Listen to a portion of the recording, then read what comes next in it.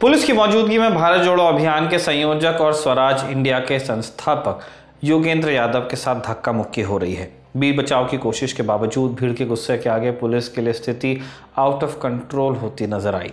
नारेबाजी के बीच में कुछ लोग कुर्सियां उठा लेते हैं तो कुछ और कुर्सियों को इधर उधर फेंकने भी लगते हैं।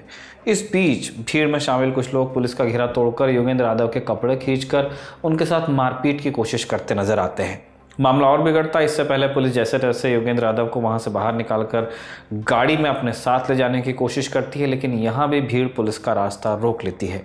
योगेंद्र यादव के ऊपर हमले की यह तस्वीर महाराष्ट्र के अकोला से आई है। इल्जाम है कि योगेंद्र यादव पर यह हमला प्रकाश आंबेडकर की वंचित बहुजन आघाड़ी के कार्यकर्ताओं ने किया। 21 अक्टूबर को योगेंद्र यादव अपने भारत जोड़ो अभियान के तहत अकोला पहुंचे।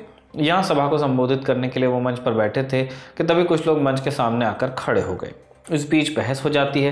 देखते देखते भीड़ में से कुछ लोग मंच पर चढ़ जाते हैं और माइक के साथ वहां रखी कुर्सियां तोड़ देते हैं। इस दौरान तोड़फोड़ करने वाले लोग जोर जोर से जवाब दो के नारे लगाते हैं।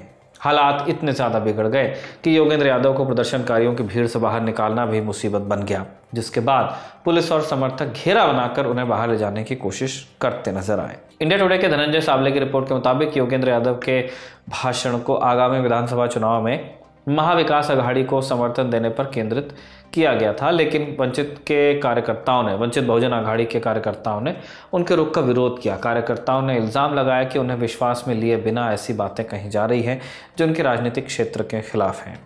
महाराष्ट्र में विधानसभा चुनाव एक ही चरण में 20 नवंबर को होने वाले हैं। इसके लिए सभी पार्टियों ने तैयारियां शुरू कर दी हैं।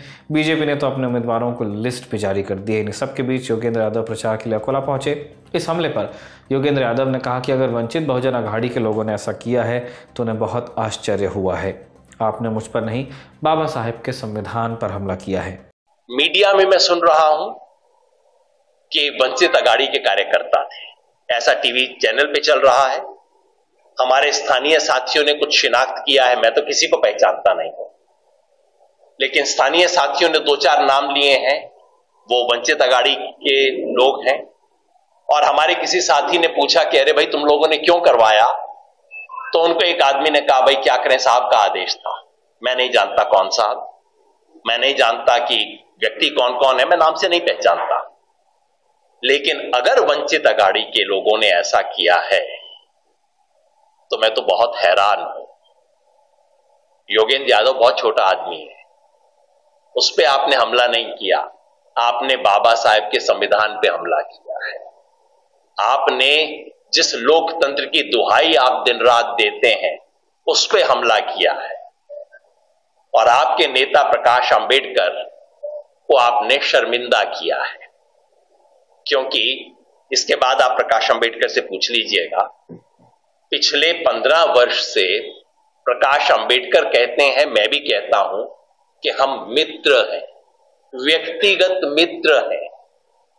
मेरे लिए तो एक कल्पना से बाहर है कि मत भिन्नता होने की वजह से, इसमें कोई संदेह नहीं है कि प्रकाश जी की जो लाइन है और हमारी जो सोच है वो अलग है, लेकिन मत भिन्नता के चलते ऐसा हमला करवाया जाएगा, मेरी तो कल्पना से बाहर है।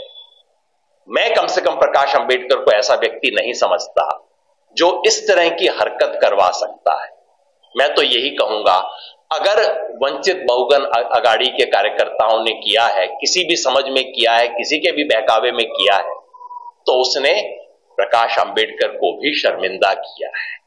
योगेंद्र यादव के आरोपों पर वंचित बहुजन आघाड़ी ने साफ इनकार किया है और उनकी ओर से कहा गया कि हमारे कार्यकर्ताओं ने तो सभा में बस योगेंद्र यादव से कुछ सवाल पूछे थे, जिसका जवाब देने की जगह कार्यकर्ताओं के साथ योगेंद्र यादव के समर्थकों ने हाथापाई की। आज अकोला में महाराष्ट्र डेमोक्रेटिक फ्रंट ने कार्यक्रम का आयोजन किया था, जिसमें योगेंद्र यादव वक्ता के रूप में दिल्ली से आए थे। उनका कहना यह था कि बीजेपी के खिलाफ काम करो और महाविकास आघाड़ी को साथ दो। हमारा कहना यह था कि आप मुस्लिम समाज को क्यों गुमराह कर रहे हैं, बहुजन समाज को क्यों गुमराह कर रहे हैं। हमारे कुछ सवाल थे, जिसमें था कांग्रेस और महाराष्ट्र विकास आघाड़ी ने लोकसभा में कांग्रेस को उम्मीदवारी क्यों नहीं दी। हमारा दूसरा सवाल यह था, कांग्रेस और महाराष्ट्र विकास आघाड़ी ने विधान परिषद में मुस्लिम को क्यों उम्मीदवार नहीं बनाया, और कांग्रेस विधानसभा में मुस्लिम को कितनी सीटें देगी।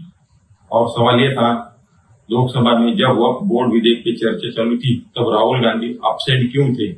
अब किसके आरोप सही है और किसके आरोप गलत है तो पुलिस की जांच ही साफ कर सकती है, लेकिन जिस तरह से योगेंद्र यादव के साथ हाथापाई की गई और उन पर हमला करने की कोशिश की गई उससे कई सवाल तो उठते ही हैं।